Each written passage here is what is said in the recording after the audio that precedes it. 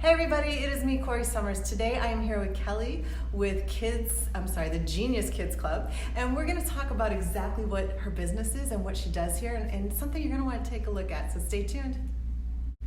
So Kelli, Genius Kids Club, tell us exactly what this is, because I see around this room and I see lots of creativity and art, and I've been, by before when you had kids in here, and painting, and what exactly is Genius Kids Club? Well, I have been an educator for many, many years, and I truly believe that every kid has some type of genius inside of them. Whether it's artistic, whether it's scientific, whether it's cooking, whatever it is, every kid, every human being has something to offer. And unfortunately, I think the way schools are set up, they don't always honor all the various gifts. If you aren't great at reading or math, then your gifts sort of don't matter, unfortunately. And I'm trying to change that perspective and help kids to understand that you may not be the greatest mathematician, but you may be the greatest artist, or you may not be the best scientist, but you are really great at sharing and caring for people, and all of those things matter. And so we really work hard here to honor them through art, science, cooking, creativity, and every sort of thing you can imagine, even sometimes water balloon fights. Ooh, that sounds like fun. It is.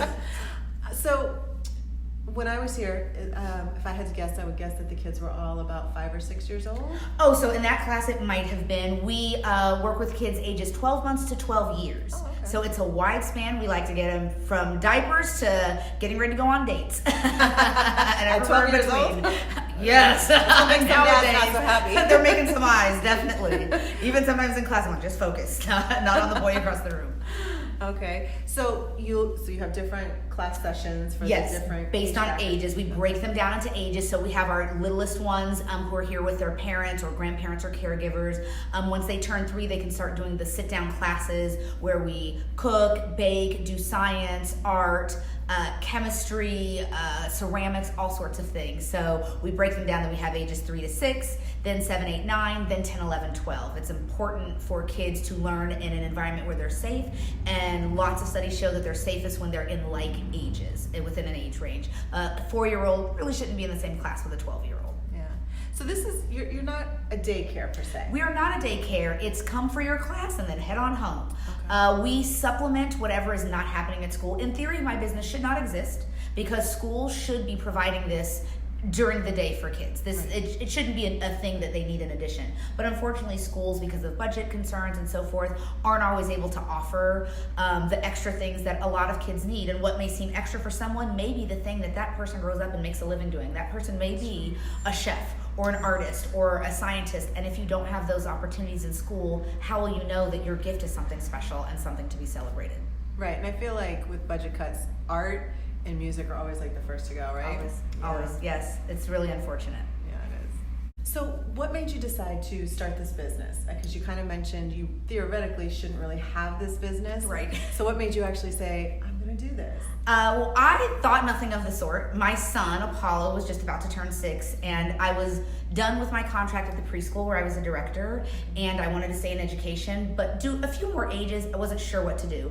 And over our Domino's pizza on a Friday night, he described literally what I have now. And I thought, that's interesting. An art and science club, those two things don't necessarily go together. No, never forget. He said, yes, they do, Mama.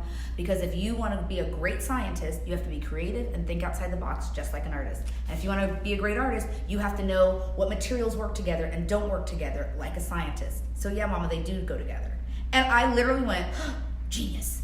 And I emailed my accountant, Stephanie, from my phone, and I said, Stephanie, Apollo just told me the greatest idea, or the most genius idea for this kids club. It doesn't exist here in LA, and I want to start it. Nice. And 3 months later, we opened our doors. That's amazing. Now, how long have you been open? We just started year 4, and so we're getting ready to expand to our 2nd location, which is very exciting, and we now do summer camps as well. So this little nugget of an idea over our $10 pizza turned into something really special. That was literally about to be my next question. If you were expanding it and where and about Yes, so we have had clients come as far as Valencia, Pasadena, and the West Side, which LA folks, you may as well be coming from like Alaska on certain days. And I love that parents are willing to travel, but it's tough when kids are in the car, especially little kids. An hour. It's like being locked. Yes, and we want kids to be able to come in and come at their best. So our goal is to franchise through multiple locations so that we're always within a 15-minute drive or so for kids to have access. And we hope that eventually we are able to get some funding and some scholarship opportunities, because as much as I love that parents are willing to pay for this, there are thousands of kids all around town who $80 a month, that's the difference between food on your table or not. Right. And it doesn't mean that they don't have the right to have access to something like this. So that's our ultimate goal, to eventually be able to offer this at no cost to kids who can't afford it. So you would probably want to get involved with like the local government to see if they can supplement? Well, I don't know about government. Yeah, I mean, that's a bad word. I mean, maybe. My hope is that we are able to fundraise or work with a nonprofit or some sort of organization that can help get funding so that we can give kids access to these, that we could go to schools in maybe lower income areas, or just areas where parents can't take off work to get their kids to Genius Kids Club, but if we could provide it in their schools at no charge to them, it could change the world. Kids could have access to something that they really deserve.